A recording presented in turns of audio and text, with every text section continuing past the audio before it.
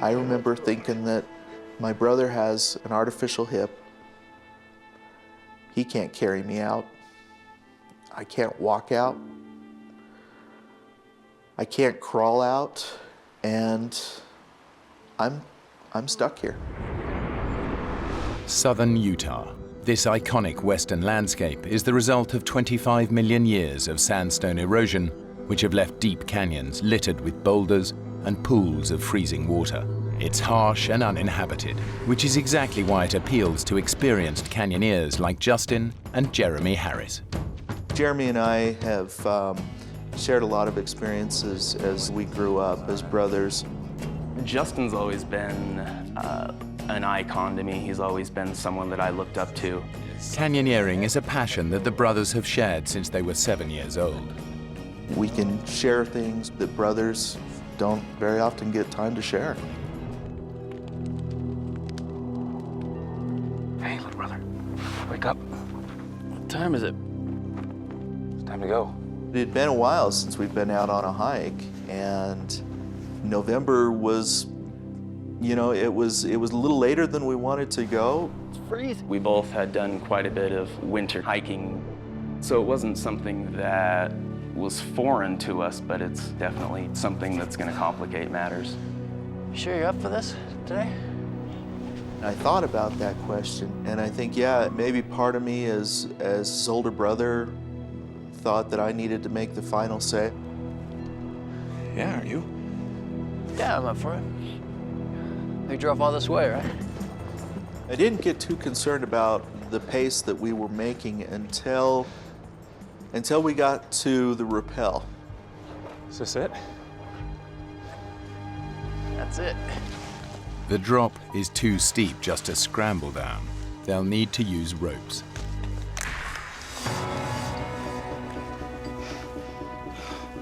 It was a good drop. It wasn't something that you would survive if you fell from. See? There's nothing to worry about. I'm not worried. A little terrified, maybe. Not worried. You'll be fine. Now the weather, which has been deteriorating all day, takes a dramatic turn for the worse. You think this canyon has something against us, do you? Yeah, I think it might just. It was a very tricky down climb, even though it wasn't far. There were very few handholds and very few places to stand on the way down. And footing was a little slippery because of the snow.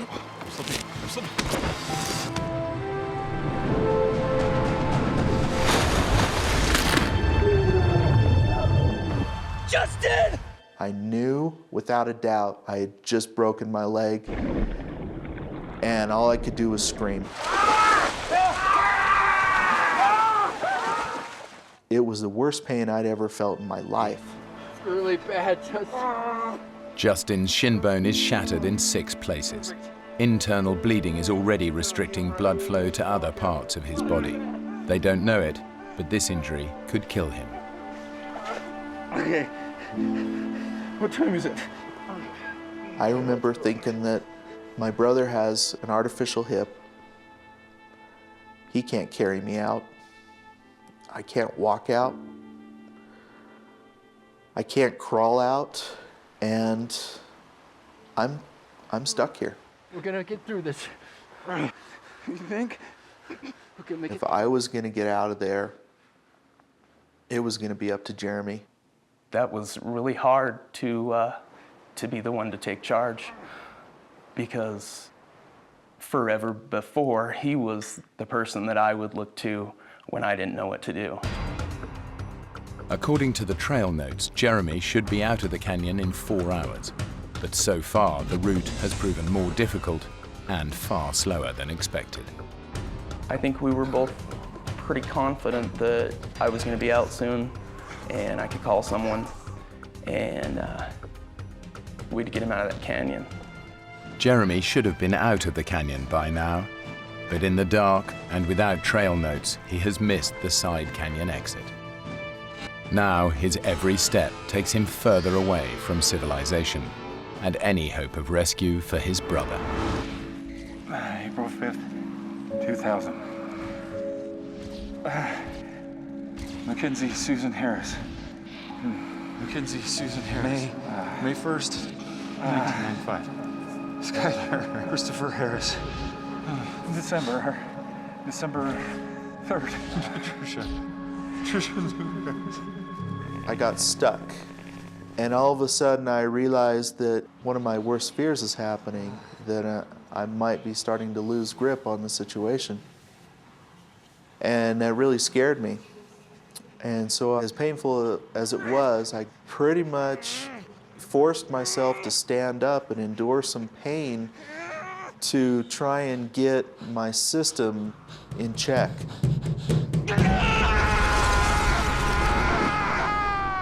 Pain would just shot right up in through my nerves, right up into my knee.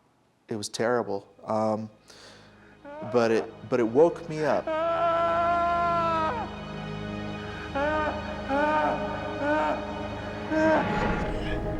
Jeremy has now been climbing through the canyon for over 24 hours. He's exhausted, but driven on by a single thought: to get back to his brother. Climbing up and taking so much energy, getting part of the way or most of the way up. I had never felt so drained.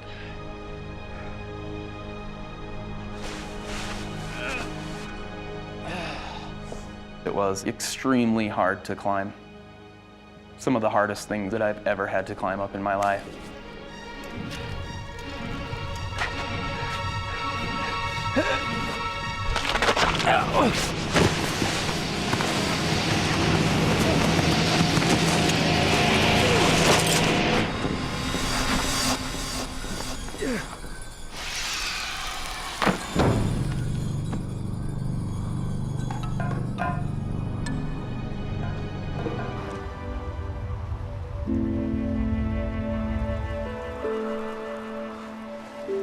Jeremy? Jeremy! I'm thinking about my brother out there somewhere, and I'm picturing him frozen somewhere because it's too cold and he just can't make it. And I'm starting to lose hope. And I started to think that maybe he was dead.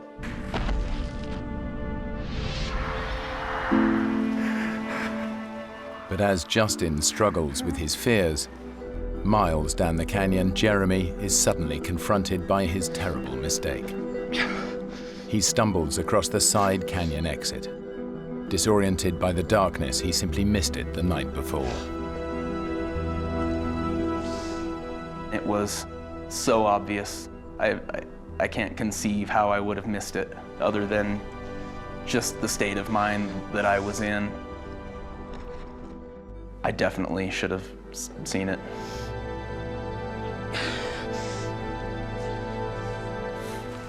Jeremy may be out of the main canyon, but he cannot find the trail back to his camp, and in just 2 hours the sun will set. At the bottom of the canyon, Justin's battle for survival has become one of sheer will and faith in his brother. I knew he would do everything that he possibly could to get out of that canyon and to get help in for me. I knew he wouldn't give up, no matter what. It's really hard to convey to someone how exhausted I was. I'd gone so far beyond what I had imagined my limits were. I wasn't sure whether I should believe that it was really there or not.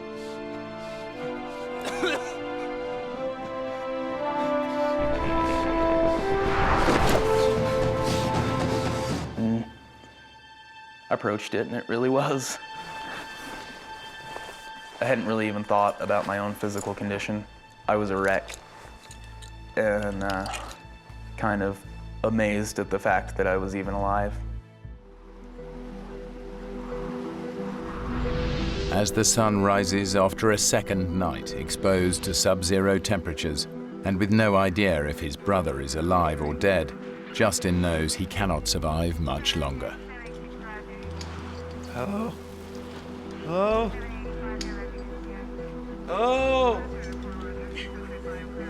Hey.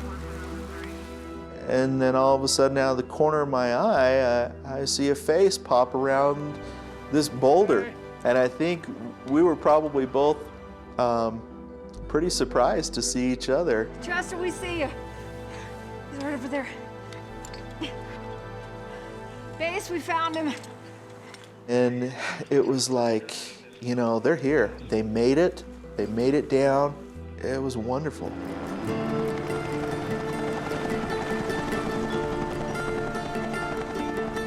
Jeremy and Justin are finally reunited in hospital in Salt Lake City. And I remember thinking, he's just gonna go into surgery and they're gonna fix his leg. And he's gonna be just fine, and that's far from the truth. Justin spent 90 days in the hospital and endured 13 operations. Despite all their efforts, the doctors were unable to save his leg. It was too much to bear. I still felt so guilty. Jeremy and I lived through something that we shouldn't have, and the experience of going through that with someone is powerful. I think just being born of the same mother doesn't make you brothers, and the term brother is a very sacred term to me, and Justin's definitely my brother. All of a sudden there's a crack. And I'm off. The adrenaline's going, and I'm thinking so fast that these seconds I'm falling feels like minutes. Mount McKinley is the highest mountain in North America.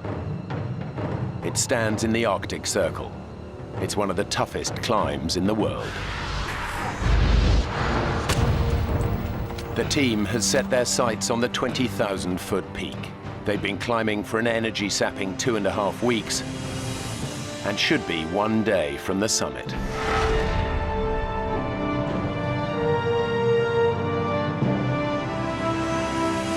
For me, the mountain environment is a very special and beautiful place. Particularly Mount McKinley, it's one of the great wildernesses of this world. It's been one of my ambitions for a long time. Anthony Hollinshead is Steve's best friend and his longtime climbing partner. Climbing is predominantly having trust in your climbing partner. It's paramount that you know what the other's doing.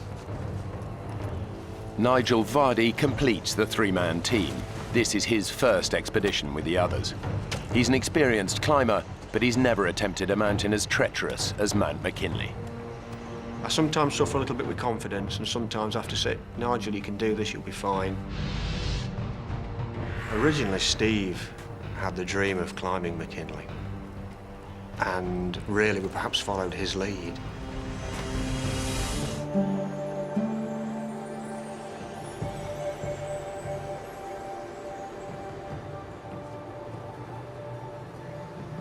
Come on, fellas. You should have had this done earlier. He said, run for the summit, stick the flag on, get the photographs, and back down again.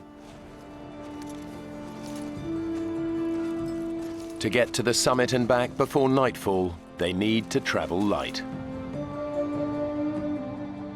They leave the tent and most of their equipment behind. They've now reached an area known as the football field, a flat plateau just below the summit. But the weather is changing.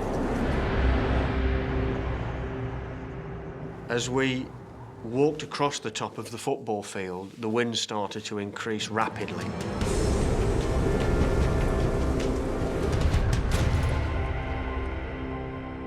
They're at over 19,000 feet, and the temperature is plummeting.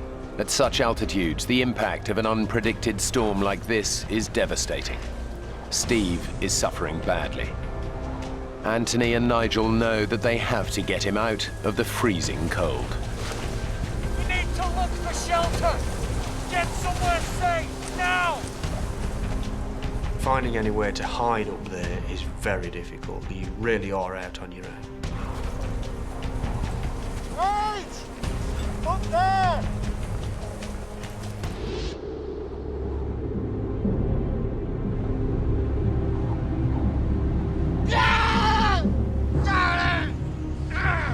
It's all right, mate. It's all right. Just calm down. I'm here, all right? So shh. We got to radio for help. Get them to send help. We'll never get Steve down on our own, not in the state that he's in. We've got no choice. Oh, he's still shivering and moving. That's a really good sign. Nigel and Anthony know that Steve would want to carry on, but they now must decide if they should call off the climb and send out a mayday call.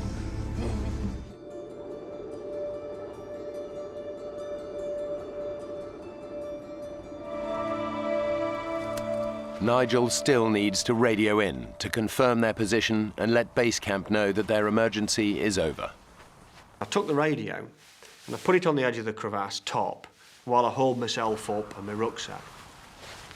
And I knocked it with my elbow. And just watched this little black dot go flying down the slope. And I thought, you prat. I've dropped the radio. I've broken it. Nige, your face. I'd missed this completely. I'd not realised it was happening. And he looked at me and I could feel his hand come up and pull. I've got balaclavas here and just pulls them over. And I can't feel this cold. I can feel numbness, but I can't feel any further.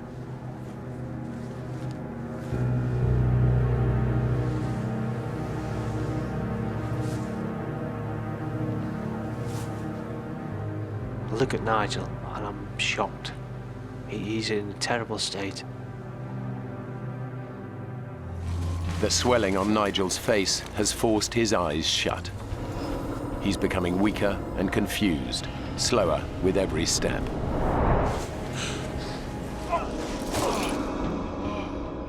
It's a feeling of being out of control. We've got to get down. We've got to get somebody down now and organise a rescue. You're the only one who can make that descent on their own. It's up to you, mate.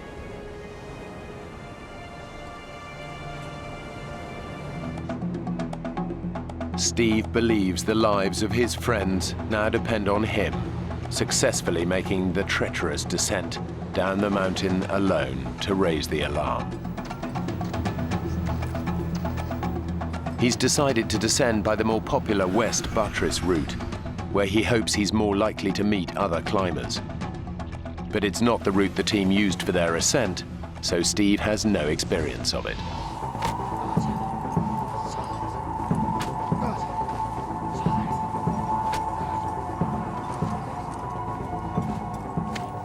All of a sudden there's a crack. And I'm off. The adrenaline's going and I'm thinking so fast that these seconds I'm falling feels like minutes.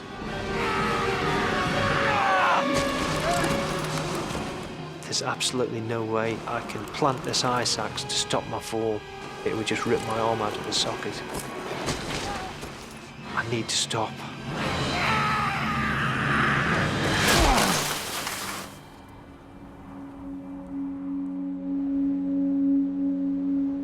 Steve has fallen around 1,100 feet.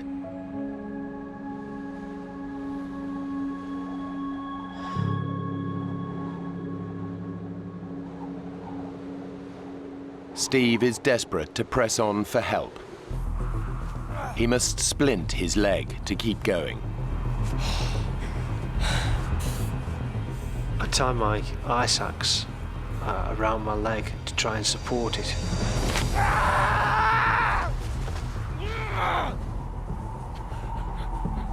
everything's lined up now, and I'm looking in better condition.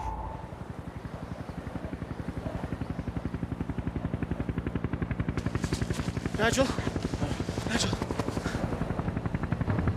Oh, God, please.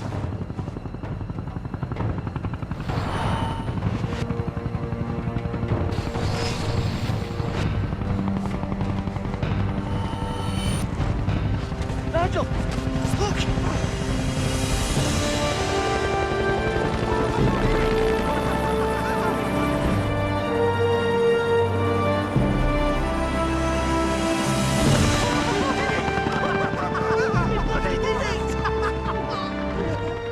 We thought Steve was the hero of the day for raising the alarm and getting the helicopter to us.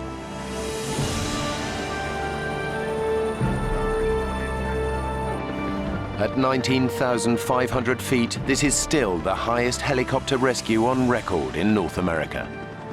And it was only attempted because of Nigel's Mayday call the previous night.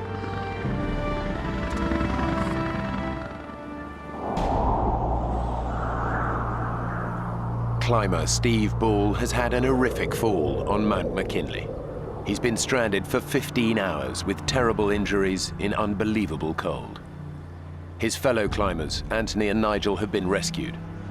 All he can do now is hope someone finds him before he dies. Steve! His friends have no idea that Steve is still lost on the mountain.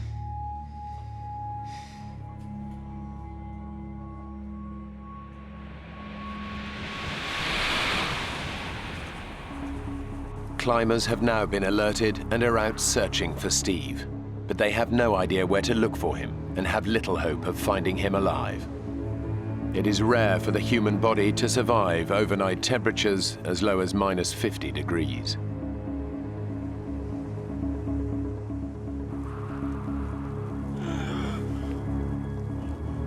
I can't feel my feet anymore. My nose is cold. I don't want to take my fingers out of my pockets. I just want to stay huddled up. I haven't got a lot left. I'm starting to lose it. Steve's lost all hope of being saved. He hasn't made it to the path. All he can do is wait for death.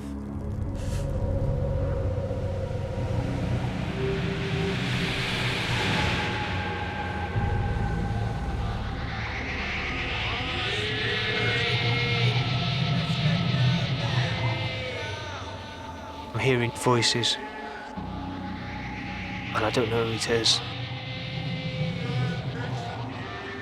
I think I'm dreaming. But it's not a dream. These voices are real.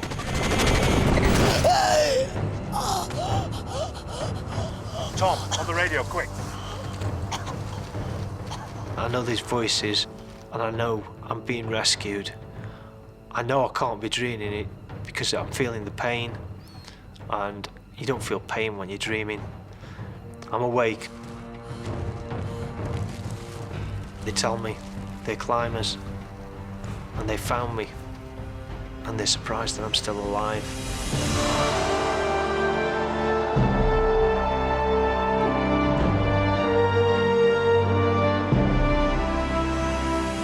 I'm cold, but I'm alive, and I'm going to stay alive. I want to go home.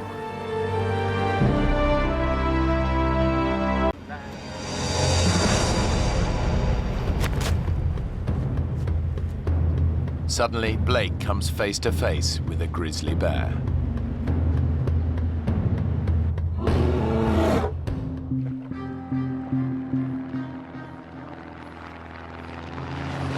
A specially chartered plane has dropped Blake Stanfield and his father Neil in a remote Alaskan wilderness 60 miles from the nearest settlement. How's the raft coming?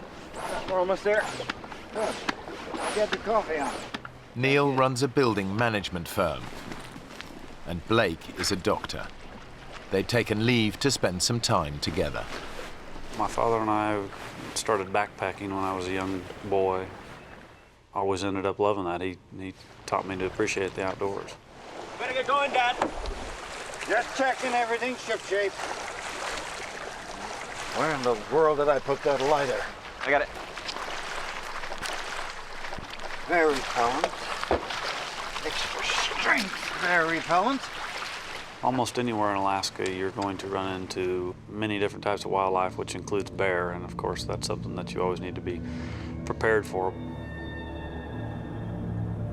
The gates of the Arctic National Park is spectacular but dangerous.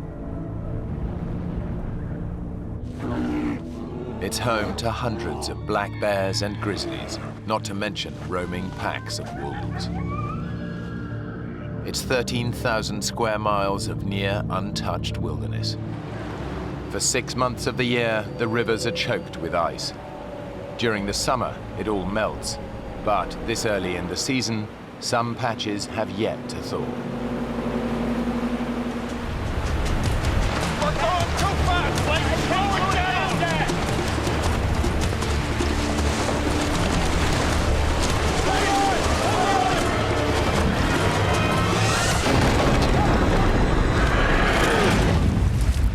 It was sheer panic at the time, and it happened so quickly that there wasn't much time at all to think.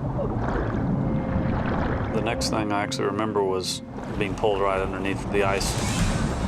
There was so little time to realize what had happened, except that it was a real problem. And the second ice shelf had no room to breathe. I really thought I had taken my last breath. My father and I both ended up with a lot of abrasions to the top of our heads because we kept trying to come up to the air that we were hoping was there. I've never thought of a worse way of dying than drowning, and was certainly thinking that that is how I was going to die. After being under that water for what seemed like an eternity, I just remember popping out, taking in a nice big breath of air.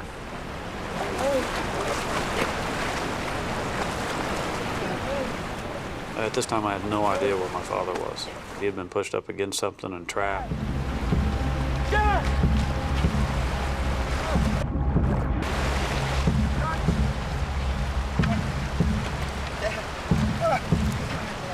Oh my God, you're freezing.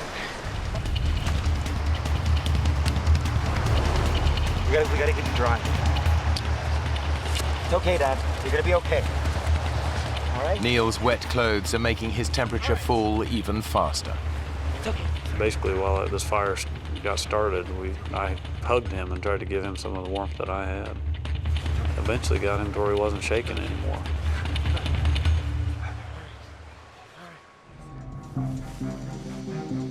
The freezing water has drained Neil's strength. He's 65 years old and still feeling the effects of an accident 12 months ago that left him with a broken ankle.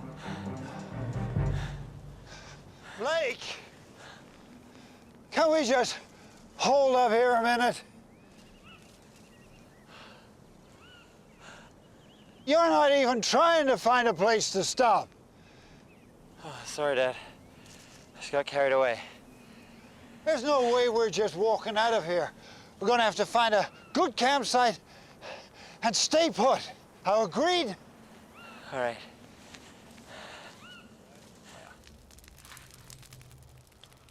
Their ordeal has left Neil and Blake battered and bruised. Now they have to contend with the cold. We got enough wood? Yeah, we got lots. You get closer to the fire. I'm warm enough. There. My father and I took turns laying towards the front of the shelter where the fire was. Try to get some sleep, okay? Yeah. And then whoever was laying in back would bear hug the person in front. Sleeping won't be easy. It's summer and the sun barely dips below the horizon. But during the few hours of darkness, the temperature can still get close to freezing.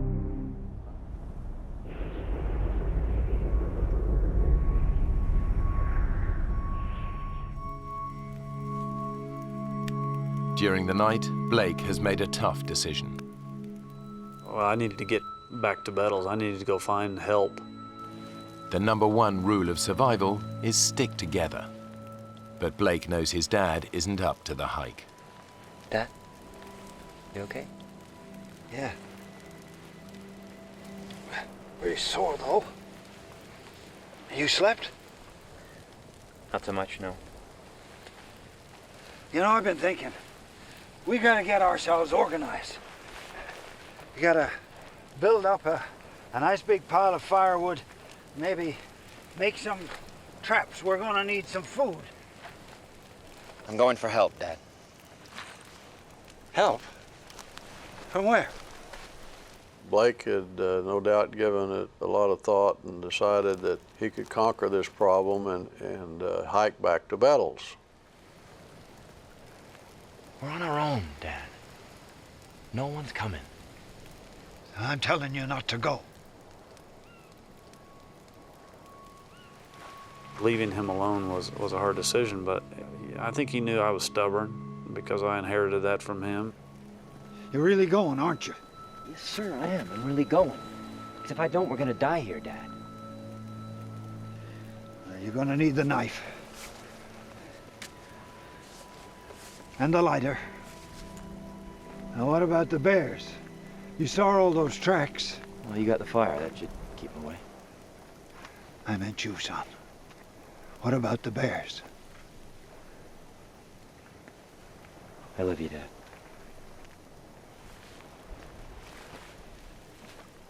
Yeah. Me too. Well, you know I do.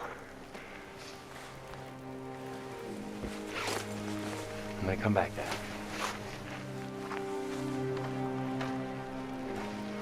I hit myself. Tree up. See what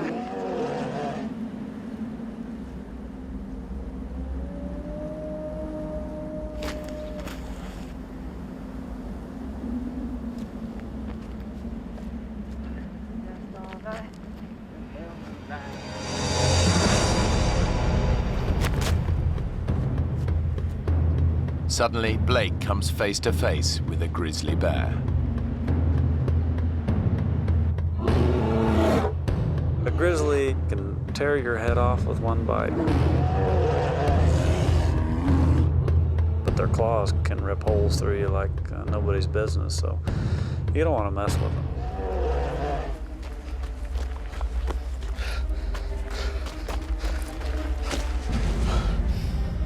I certainly sent the adrenaline through my body when I saw him.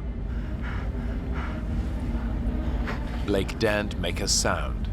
The bear's too close. It was scary seeing him out there.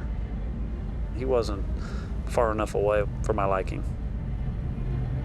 The bear hasn't spotted him, but grizzlies have a sense of smell 100 times more powerful than a human and can pick up the scent of prey from more than 2 miles away. But Blake's in luck.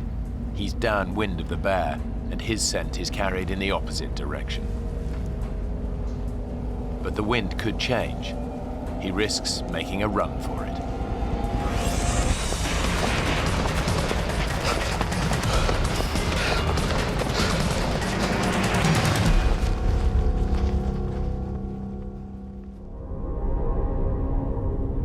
Now Neil faces his first night alone in a wilderness bristling with predators.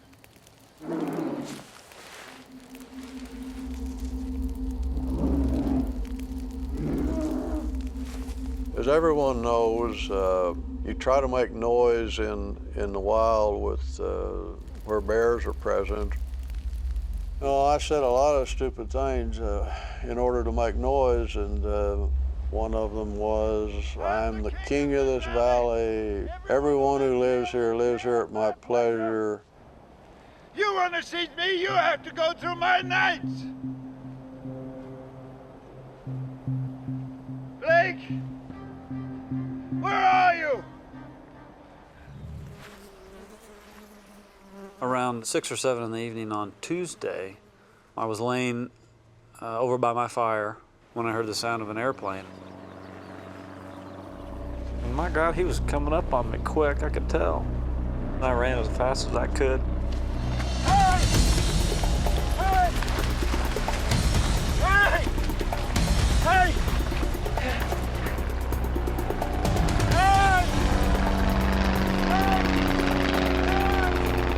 realized that he spotted me. He'd spotted me. That was the same plane, and as they flew over me, they dropped a bag of stuff.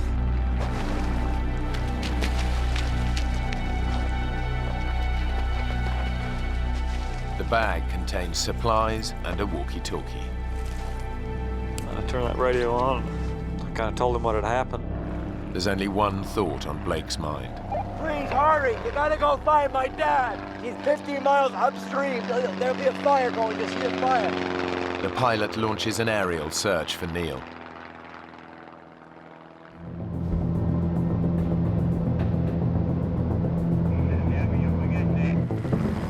Three hours later, a rescue helicopter picks up Blake and rushes to the scene.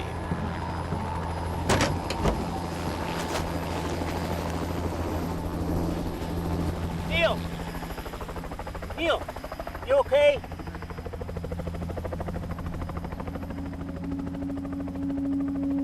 How did you know I was here? I asked your son. Blake? He climbed in that helicopter. Dad! I'm so sorry, Dad. I'm so sorry. Hell, all I could say was, man, you look like hell. Well, you don't look that cute yourself. They've never experienced anything like it.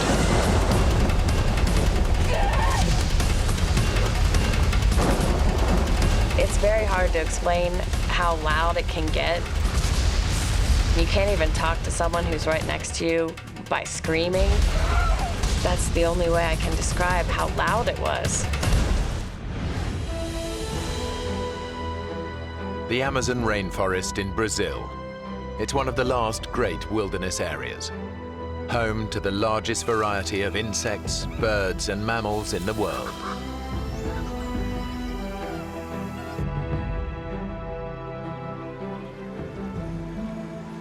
For Dave Boyer and Crystal Ramsey, it's the trip of a lifetime. Can you believe it? We're actually here in the Amazon. Hey, you know when I make a promise, I keep it. It's the realization of a dream they shared 2 years ago when they were a couple. Crystal and I dated for about 3 years, and really were the closest you could possibly be. One day we were talking about our passions, and I asked her the question, if you could go any one place in the world, where would that be? And the Amazon was #1 for both of us. Dave and Crystal aren't together anymore, but they are still close friends. There was no one I would have rather gone with than him.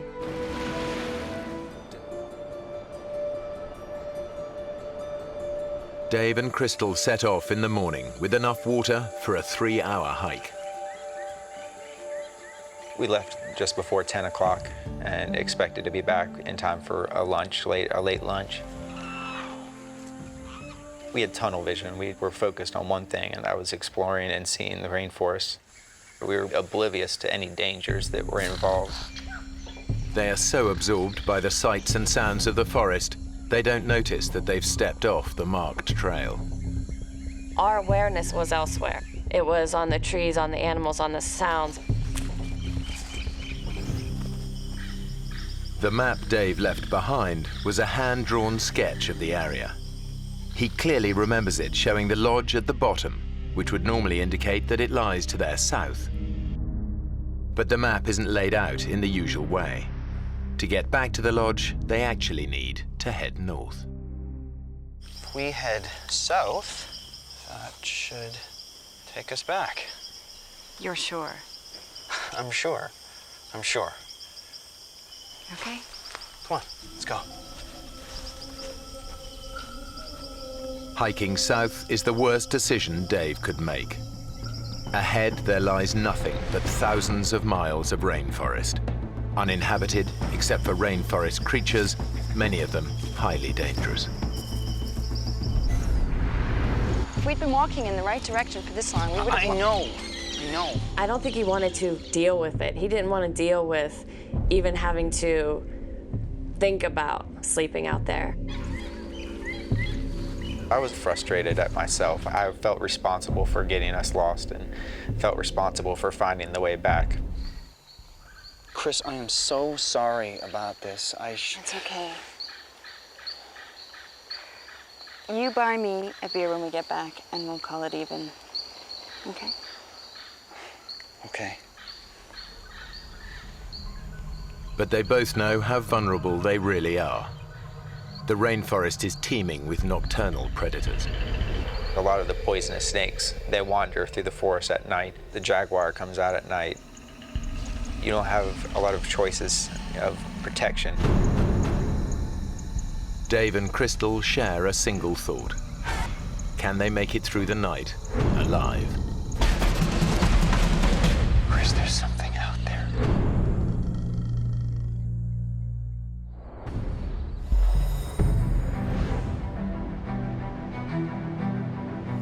Dave and Crystal have survived the night unscathed. Almost.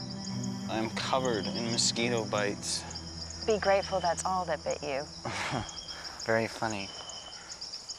So, what's the plan?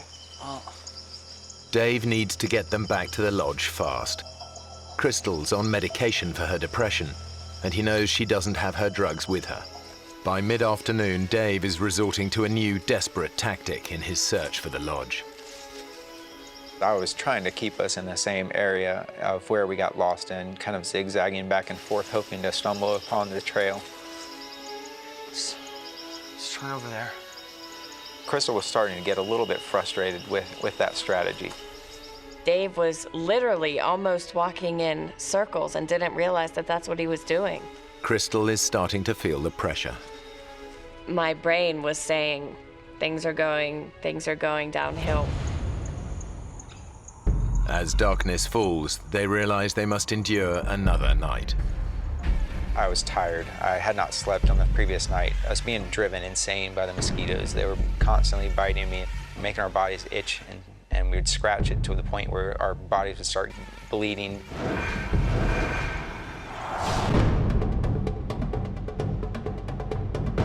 The next day, they're still heading in the wrong direction, getting even further away from the area where rescuers are searching for them. I thought that it would be nice, it might even be comforting if we had some type of shelter. So we came up with the idea of making a teepee.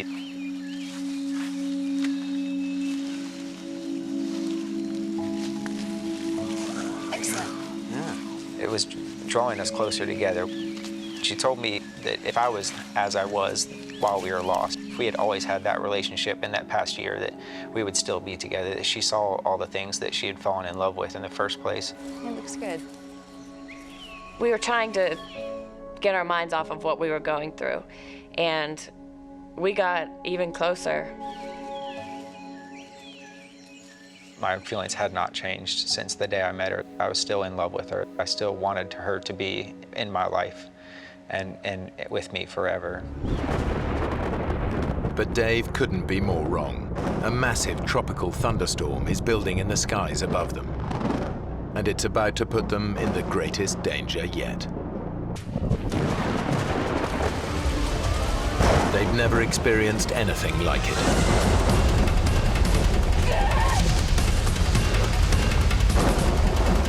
It's very hard to explain how loud it can get. You can't even talk to someone who's right next to you by screaming. That's the only way I can describe how loud it was. They are soaked within seconds. It was the coldest I had ever been. Couldn't stop, my body was just going into convulsions and shaking, and my teeth were chattering. Any hope of sleep is gone.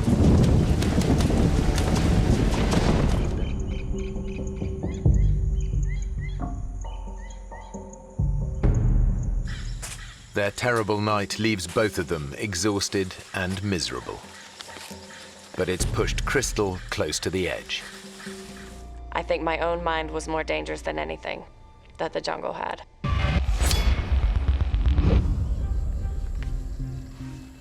All I had was a companion, and she was what kept me going. I needed her as much as she needed me to make it through this, and I could not drag her the entire time. 24 hours later, Dave and Crystal's situation is bleaker than ever. They are still hopelessly lost. And as their 5th night approaches, it's Dave who's struggling. Drained by lack of sleep and the effort of keeping Crystal going, he desperately needs rest.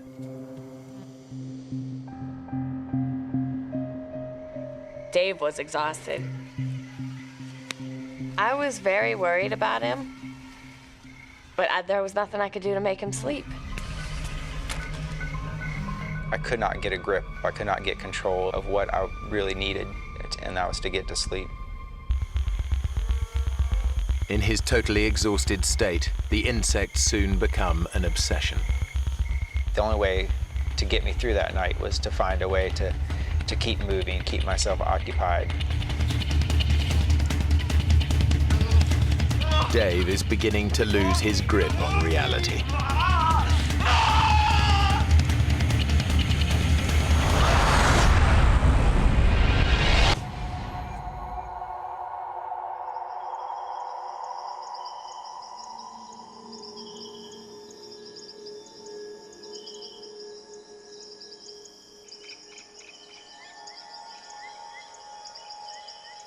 I felt like I had lost this battle between me and the mosquitoes, between me and the night, between me and any sleep that I might get. For the first time, Dave thinks they might not make it out of the Amazon alive.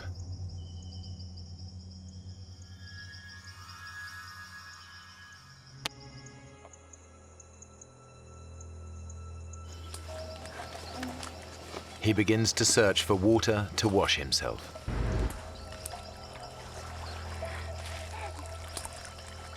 As we fought through some of the underbrush, when we got down there, there wasn't a creek, there wasn't a puddle. There was a flooded forest. Everywhere that we could see, there was water. It's a glimmer of hope, just enough to keep them going. This water's gotta lead somewhere. In the Amazon, rivers are like roads. If this water leads to a river, they might just spot a boat. They put aside thoughts of suicide. I got this surge of energy and some anger that made me want to fight through the water even more.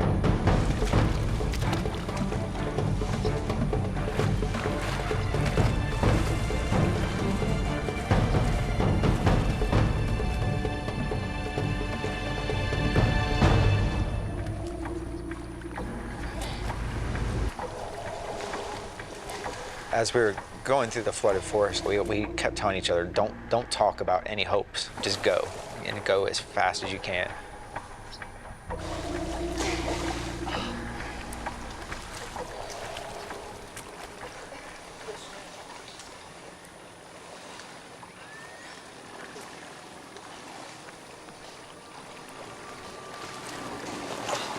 Dave, look! I thought to myself, I've got to be hallucinating. I said, David, am I really seeing that? You know, is that really real? And he said it was. Hey! Hey! Hey! Hey! He didn't wave back at us. It seemed like he was miles away. We immediately just started screaming, help, help, help, help me, please.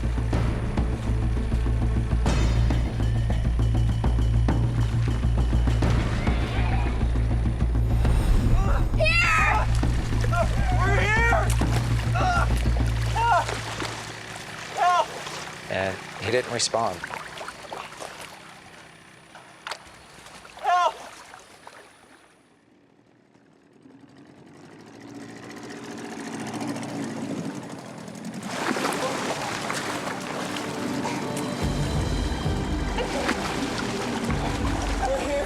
We learned in one split second that we were going to live.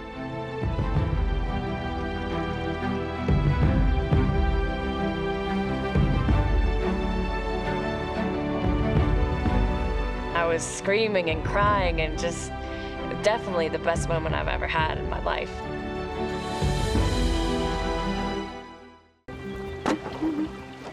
I think that calls for a spot of celebratory lunch. Right over there, a nice bit of shade by those trees. Sounds good to me. What's the time?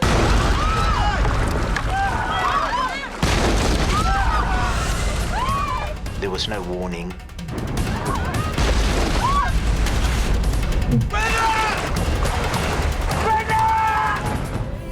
Zambia, one of the wildest countries in Africa, home to the spectacular Victoria Falls. They are fed by the mighty Zambezi River, which divides Zambia from Zimbabwe.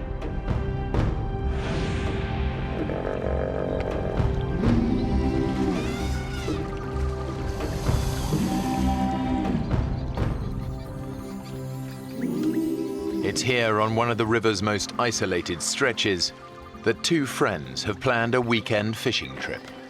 Arthur Taylor and Alistair Gallatley have known each other for over 25 years. Our kids have grown up together with Alistair. Basically, Alistair's part of the family. He's a very good guy in a crisis and a very good friend. We've known each other a while. We've spent a lot of time together. Joining them are Arthur's English wife, Faye, and her parents, Clive and Brenda. They're retired teachers visiting from England. Change your mind yet? No, I think I'll just stay here and relax and read my book. Go on. Okay, all aboard.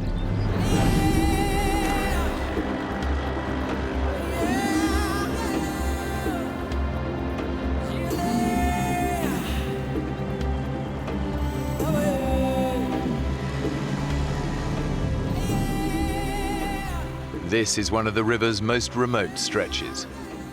The Zambezi is just a fantastic river. It's amazing, and it is so diverse. Most of them are in herds or groups, and then you get the few odd single males. As long as you give them a wide berth, the chances are you're not going to have any problem. Oh, I think I've got something here.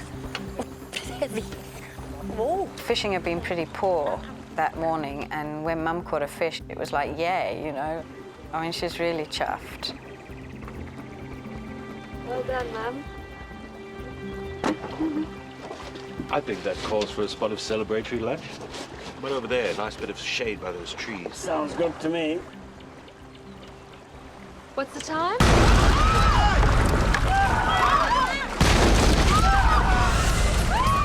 There was no warning.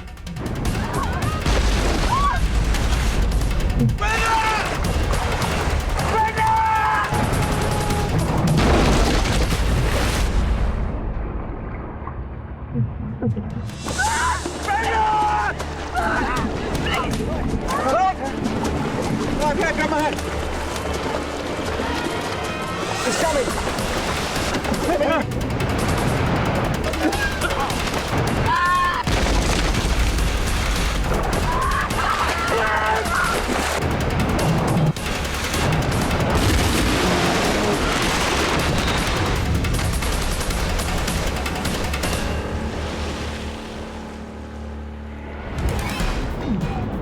The Zambezi is famous for its unpredictable and deceptively strong currents. Many people drown in its eddies and whirlpools every year. The one thing that I thought of was the fact that my children could have been with me and that I would have lost them because they would have been just thrown out of the boat. The boat has become snagged in the middle of the river.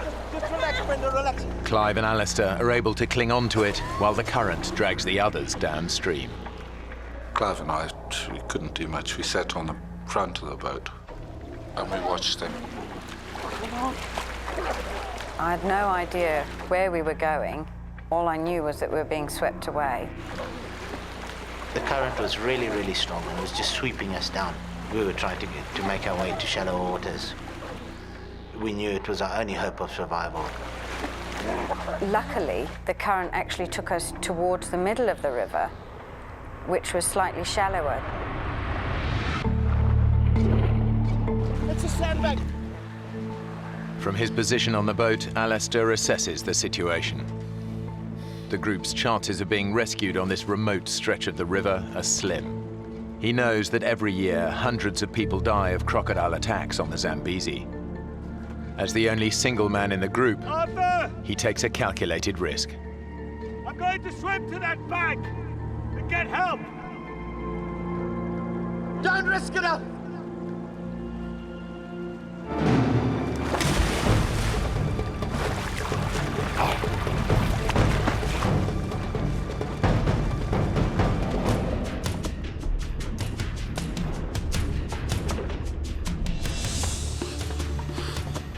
I went under the water just to try to see where the croc was. As I started to go towards the croc, it came for me.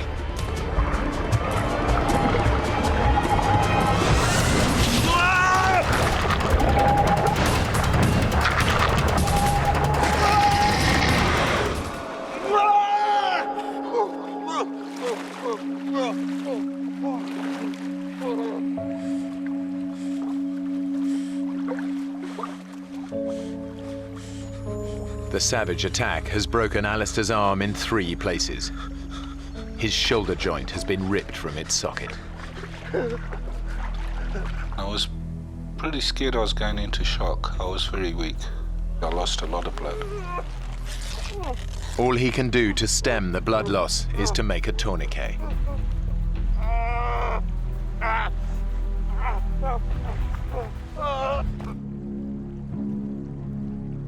Clive is still stranded in the middle of the river. And now the boat is beginning to sink.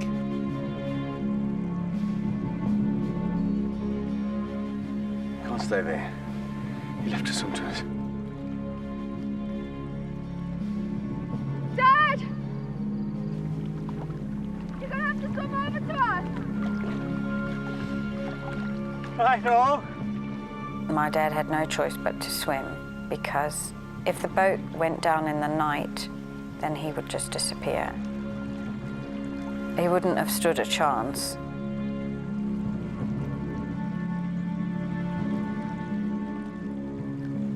Brenda!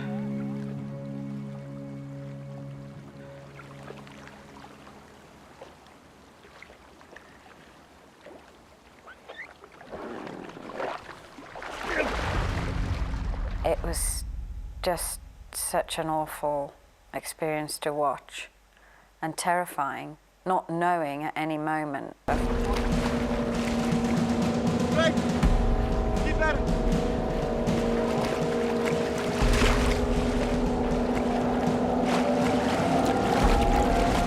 Yeah, okay, I got you.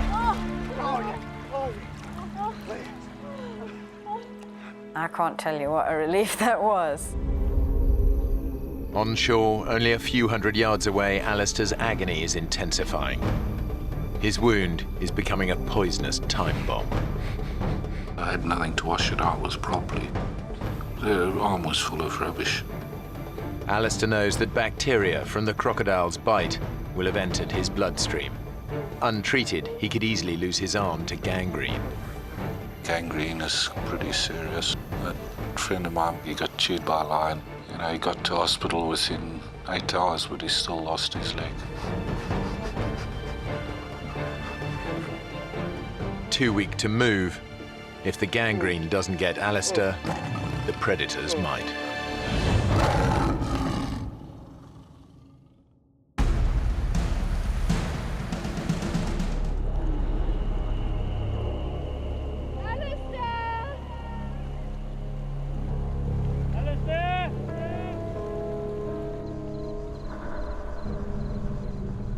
We shouted across at him until the sun started going down.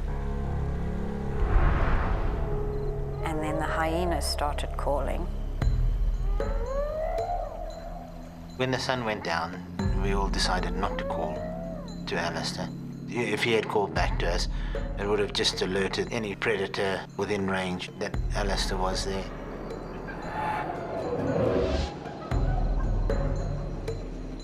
Night is the most dangerous time in the African bush. Leopards, lions and hyenas can detect the scent of blood from several miles away. I could hear the lions calling and the hyenas, but when they stop, you don't know where they are, because you don't know if they come in your direction or going away. I thought I could be in for a tough night. I just got these stones together so that if something did come up that night, I could at least throw a rock at it.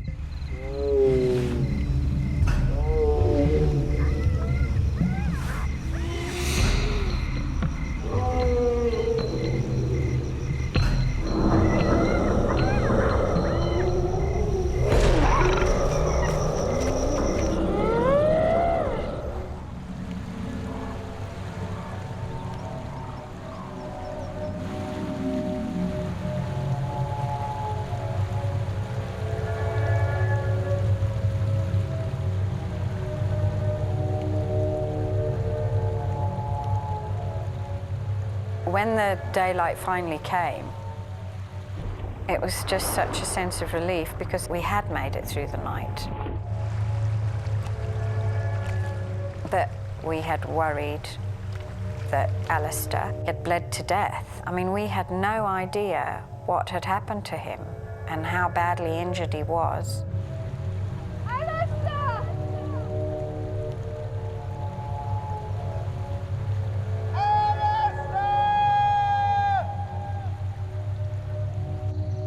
That was such a terrible feeling because you always think of the worst.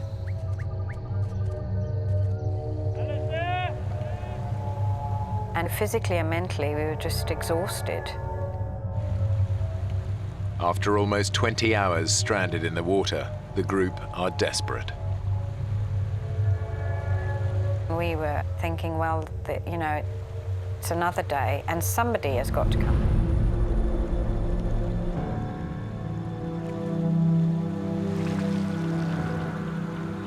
On the river, his friends can do nothing but await their fate.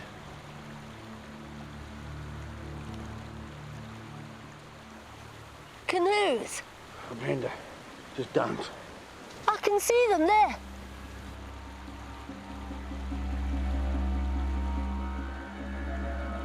There.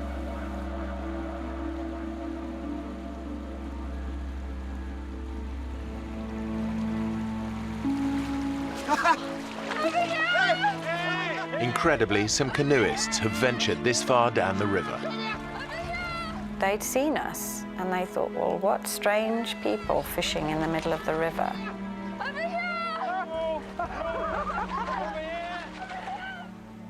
I can't tell you how that felt, really. I mean, it was just a sense of relief.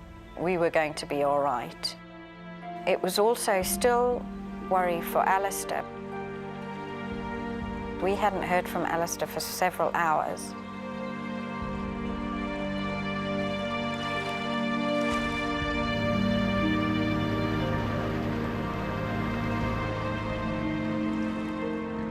Eventually, the couple across the river spotted Alistair.